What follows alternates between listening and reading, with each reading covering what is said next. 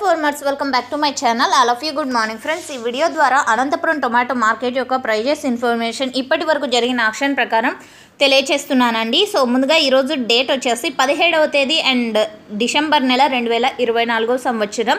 ఇక ఈరోజు ప్రైజెస్లో తీసుకుంటే కనుక సేమ్ టు సేమ్ నిన్నట్లాగానే నడుస్తోంది అని చెప్పొచ్చండి. పెద్ద డిఫరెన్స్ అయితే లేదు. అండ్ క్వాలిటీ లేనటువంటి వచ్చేసి నో సేల్ పడుతున్నాయండి.